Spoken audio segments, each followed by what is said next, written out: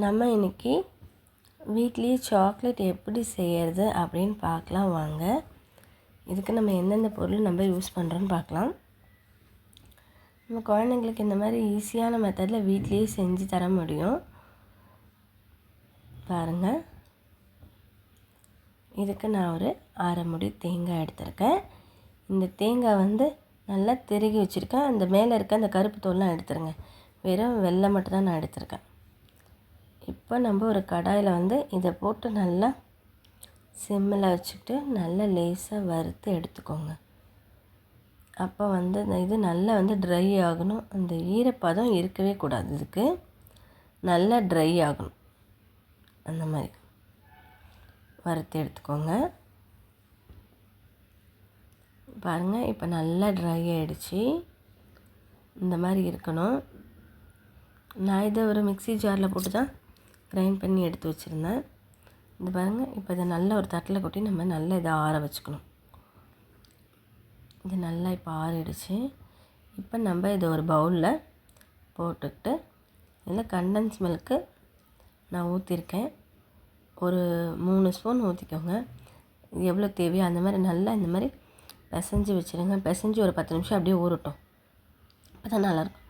அதுக்கப்புறம் எடுத்து நமக்கு என்ன ஷேப் வேணுமோ அந்த ஷேப்பில் நம்ம பண்ணிக்கலாம். இந்த மாதிரி பாருங்கள், ஷேப்பாக செஞ்சு வச்சுருக்கேன். செஞ்சுட்டு நம்ம ஒரு அரை மணி நேரம் ஃப்ரீசரில் வைக்கணும். அப்போ தான் இது நல்லா செட் ஆகி கொஞ்சம் டைட்டாக பிடிச்சிக்கும். பாருங்கள், இந்த மாதிரி செஞ்சு எடுத்துருக்கேன். உங்களுக்கு என்ன ஷேப்பில் வேணாலும் நீங்கள் செஞ்சுக்கலாம். அதுக்கப்புறம் ஒரு பிஸ்கெட் பேக்கெட் எடுத்திருக்கேன். இது நடுவில் நல்ல க்ரீம் இருக்க பிஸ்கெட் பேக்கெட் தான்.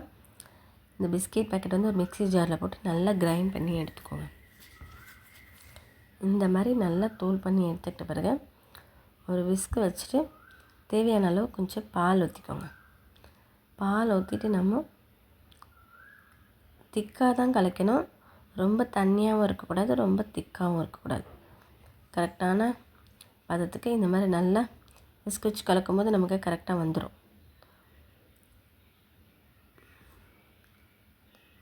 பாருங்கள், இப்போ பாருங்கள் கரெக்டான பதத்துக்கு வந்துடுச்சு. இந்த பாருங்கள், இந்த மாதிரி இருக்கணும். ரொம்ப தண்ணியாக இருந்தீங்கன்னா அந்த கோட்டு ஒட்டாது. இப்போ பாருங்கள், இந்த மாதிரி நீங்கள் நல்லா இதில் போட்டு எடுத்துக்கணும். இந்த தேங்காய் நீங்கள் 1/2 hour அதில் வச்சிங்கன்னா தான், நீங்கள் ஃப்ரீசரில் வச்சிங்கன்னா தான் ஒட்டாத இருக்கும் தேங்காய் இப்போ பாருங்கள், நல்லா இது கோட் பண்ணி எடுத்தாச்சு. இப்போ நம்ம இதை கோட் பண்ணது எல்லாத்தையும் ஒரு தட்டில் போட்டு வச்சுக்கோங்க. நம்ம இதை ஃப்ரிட்ஜுக்குள்ளே வைக்கணும். இப்போ இதுக்கும் ஒரு 1/2 hour நம்ம ஃப்ரீசரில் வச்சோம் அப்படின்னா இது நல்லா செட் ஆகிடும். ஃபுல்லாக உள்ள தேங்காய் வச்சுருக்க மேலே அந்த கேட்பரிஸ் கோட்டிங் நல்லா சூப்பராக இருக்கும். சாப்பிடவே நல்லாயிருக்கும்.